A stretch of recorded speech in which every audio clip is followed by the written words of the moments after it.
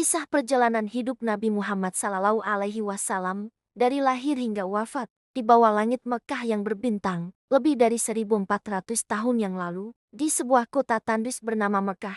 Lahirlah seorang bayi yang kelak akan mengubah wajah dunia. Tahun itu dikenal sebagai tahun gajah karena peristiwa pasukan bergajah Abraha yang gagal menghancurkan Ka'bah berkat pertolongan Allah. Bayi itu diberi nama Muhammad yang berarti yang terpuji. Namun tak lama setelah lahir, ia sudah merasakan kehilangan. Ayahnya, Abdullah, telah wafat saat Muhammad masih dalam kandungan ibunya, Aminah. Dan ketika Muhammad berusia 6 tahun, ibunya pun meninggal dunia dalam perjalanan pulang dari Madinah. Tinggallah ia yatim piatu. Diasuh oleh kakeknya, Abdul Muthalib. Tapi tak lama kemudian, kakeknya pun wafat. Dan Muhammad kecil pun diasuh oleh pamannya, Abu Thalib. Dengan penuh kasih sayang, Muhammad tumbuh menjadi pemuda yang sangat jujur, penyabar, dan disukai banyak orang. Orang-orang memanggilnya Al-Amin, yang berarti yang dapat dipercaya. Saat berusia 25 tahun, ia bekerja pada seorang saudagar wanita kaya bernama Khadijah. Kejujurannya dalam berdagang membuat Khadijah kagum, hingga akhirnya mereka menikah. Pernikahan mereka penuh cinta. Bersama Khadijah, Muhammad hidup tenang, dan dikaruniai beberapa anak, termasuk Fatimah, yang kelak menjadi ibu dari keturunan Rasulullah yang mulia. Saat usianya mendekati 40 tahun, Muhammad sering menyendiri di Gua Haira, merenungi kehidupan dan beribadah kepada Allah.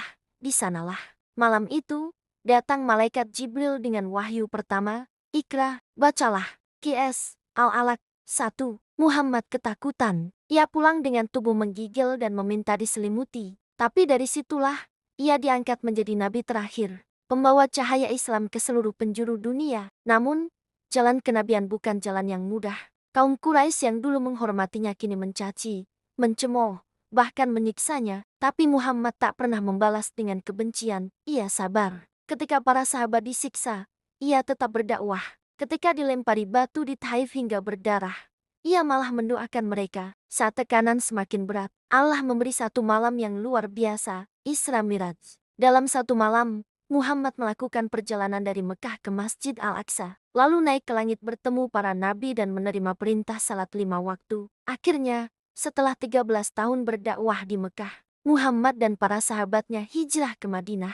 Di sana, Islam berkembang pesat. Muhammad menjadi pemimpin yang adil, panglima perang yang bijak, dan teladan dalam segala hal. Perang demi perang dilalui Badar, Uhud, Khandaq, semua menguji kesabaran dan keberaniannya. Namun puncaknya, setelah bertahun-tahun diusir, Rasulullah kembali ke Mekah dengan pasukan besar, tapi tanpa balas dendam. Beliau malah memaafkan semua musuh-musuhnya. Itulah Fathu Makkah, pembebasan Mekah yang agung. Tahun ke-10 Hijriah, Nabi Muhammad melaksanakan Haji Wada, haji terakhirnya. Di sana, ia menyampaikan pesan-pesan terakhirnya kepada umat. Ia tahu, tugasnya sudah hampir selesai. Beberapa bulan kemudian, Nabi jatuh sakit. Rasa lemah menyelimutinya. Ia tetap salat bersama para sahabat hingga tak mampu lagi berdiri. Hari-hari terakhirnya dihabiskan di rumah Aisyah, istri yang sangat ia cintai. Lalu, pada hari Senin, 12 Rabiul Awal, Nabi Muhammad SAW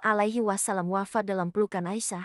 Umat Islam menangis. Umar tak percaya, tapi Abu Bakar menenangkan semua dengan kalimat abadi. Barang siapa menyembah Muhammad, maka Muhammad telah wafat. Tapi barang siapa menyembah Allah, maka Allah Maha hidup dan tidak pernah mati. Nabi Muhammad tidak mewariskan harta, istana, atau kekuasaan, tapi beliau mewariskan sesuatu yang lebih besar, Islam, petunjuk hidup dari Allah yang membawa cahaya hingga ke hari ini. Dan kisah hidupnya dari lahir hingga wafat adalah kisah cinta terbesar kepada umat manusia, sebab di detik terakhirnya pun, beliau menyebut, umati, umati, umatku, umatku.